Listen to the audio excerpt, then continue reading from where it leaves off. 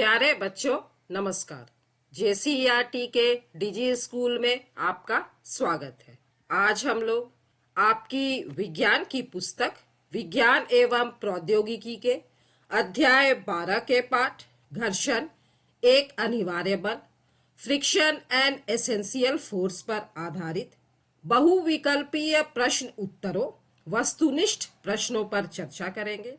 बच्चों, इस वीडियो में मैंने 20 प्रश्नों को लिया है और मुझे उम्मीद है कि ये प्रश्न आपकी 8वीं की बोर्ड परीक्षा के लिए उपयोगी साबित होंगे। तो चलिए शुरू करते हैं।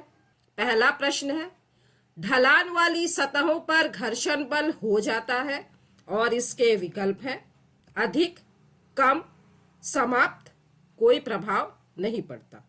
जब कोई वस्तु ढलान पर लुढ़कती है तो वह अधिक तेजी से लुढ़कती है क्योंकि ढलान वाली सतहों पर घर्षण बल कम हो जाता है।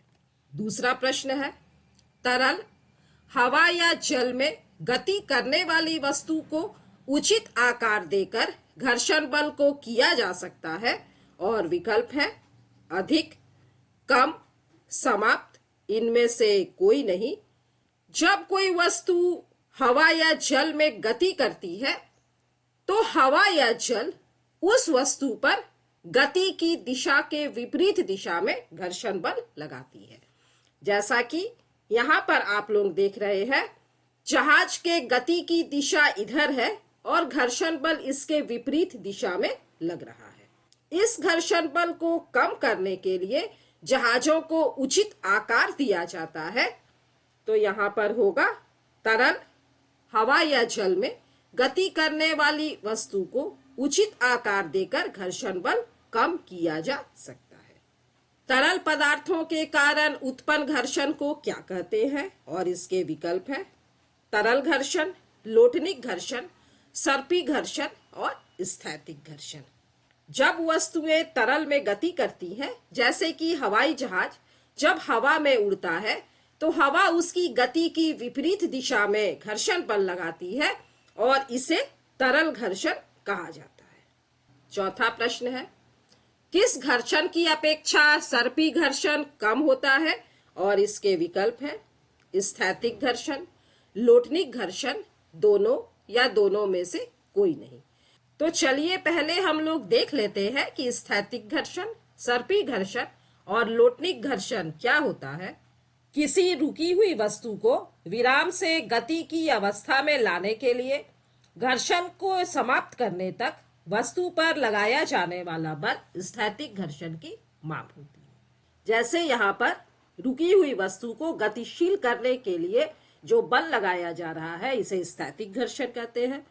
इसी तरह किसी वस्तु को उसी चाल से गतिशील बनाए रखने के लिए आवश्यक बल उसके सर्पी घर्षण की माप होती है।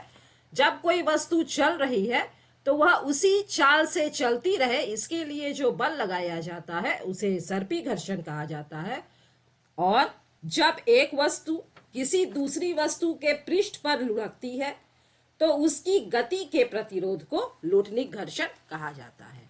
जैसे कि यहाँ पर आप लोग देख रहे हैं, यह हुआ लोटनिक घर्षण। तो स्थैतिक घर्षण की माप सबसे अधिक होती है, उसके बाद सर्पी घर्षण होता है और उसके बाद लोटनिक घर्षण की माप सबसे कम होती है। तो चलिए हम लोग देखते हैं कि सही उत्तर क्या होगा। तो यहाँ पर सबसे ज्यादा होता है स्थैतिक घर्षण, फिर सर्पी घर्षण और उसके बाद लोटनिक घर्षण। तो स्थैतिक घर्षण की अपेक्षा सर्पी घर्षण कम होता है, जबकि लोटनिक घर्षण जो है यह सर्पी घर्षण से भी कम होता है। पांचवा प्रश्न है, किस आकृति की वस्तु पर तरल घर्षण कम हो जाता है और विकल्प है आयताकार, वर्गाकार, नौकाकार या वृत्ताकार। तो तरल घर्षण को कम करने के लिए वस्तुओं को नौकाकार बनाया जाता है, तो सही विकल्प होगा नौकाकार। छठा प्रश्न, तैलीय सतह से घर्षण घटता है, घर्षण बढ़ता है, घर्षण बिल्कुल नहीं होता है या घर्षण पर प्रभाव नहीं पड़ता है। जब हम किसी गिलास को पकड़ते हैं और यदि गिलास की बाहरी सतह पर तेल लगा है तो गिलास हमारे हाथों से छूटकर नीचे गिर जाता है, क्योंकि गिलास के फिसलने का कारण यह है कि जब बाहरी सतह पर तेल लगा होता है तो घर्षण घट जाता है, तो तैलीय सतह से घर्षण घटता है। 7वां प्रश्न, बर्फ पर चलने पर आप फिसल जाएंगे क्योंकि बर्फ की सतह का घर्षण अधिक होता है, कम होता है, शून्य होता है, इनमें से कोई नहीं। जब हम बर्फ पर चलते हैं तो हमारे फिसलने की संभावना बढ़ जाती है क्योंकि बर्फ चिकनी होती है और चिकनी सतह पर घर्षण कम हो जाता है, तो बर्फ की सतह पर घर्षण कम होता है। 8वां प्रश्न, घर्षण हमेशा हानिकारक है, लाभदायक है? ना हानिकारक ना लाभदायक है। कुछ मामले में हानिकारक और कुछ मामले में लाभदायक होता है। घर्षण के कारण हमारे जूतों और चप्पलों की जो तली है वह घिस जाती है, वाहनों के टायर घिस जाते हैं, तो घर्षण यहाँ पर हानिकारक होता है।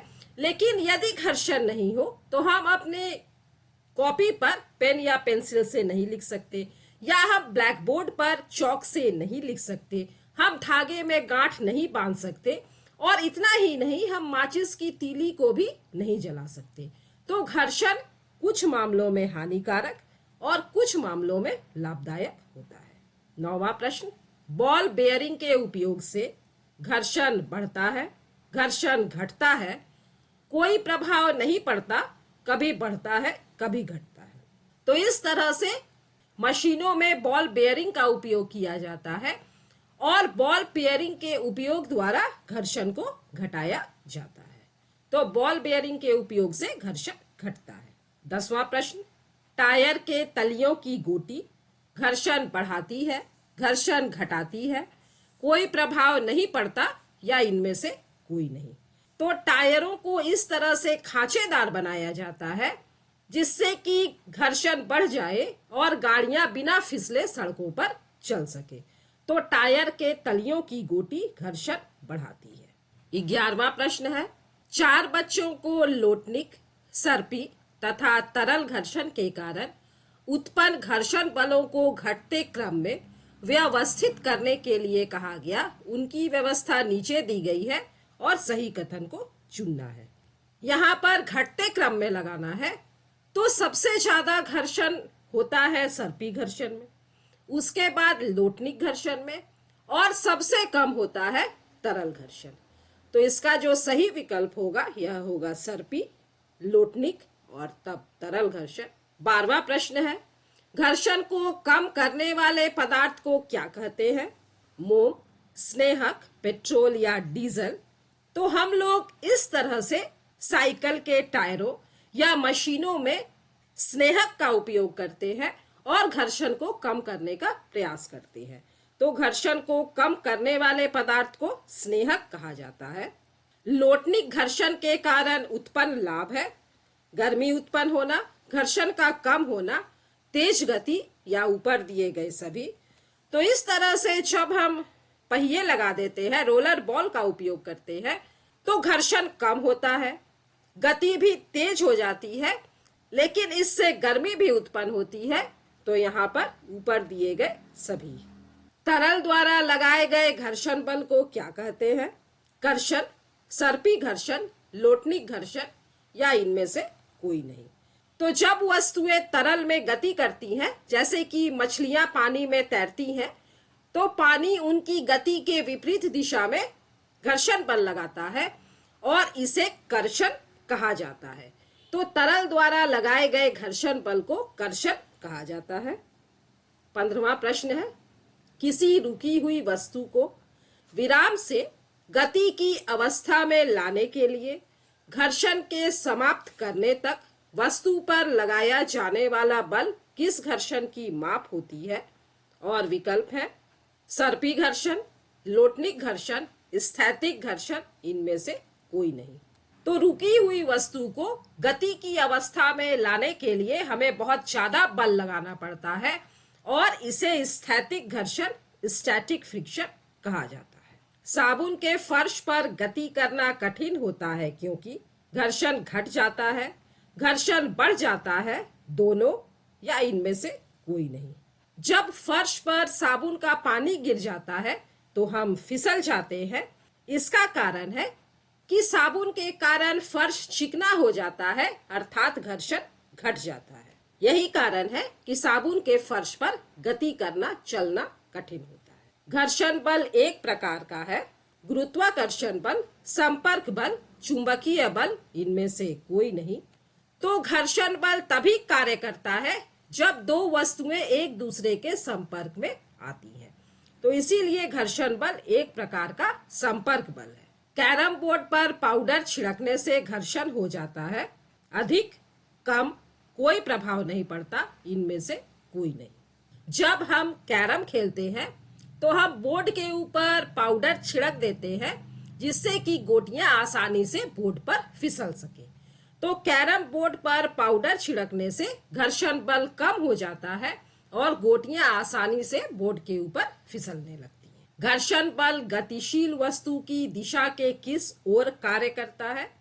समान दिशा में, विपरीत दिशा में, किसी दिशा में नहीं, इनमें से कोई नहीं। तो घर्षण बल हमेशा वस्तु की दिशा के विपरीत दिशा में कार्य करता है। जैसे कि आप लोग इस चित्र में देख रहे हैं, वस्तु इस दिशा में गति कर रही है और घर्षण बल इसकी विपरीत दिशा में कार्य कर रहा है।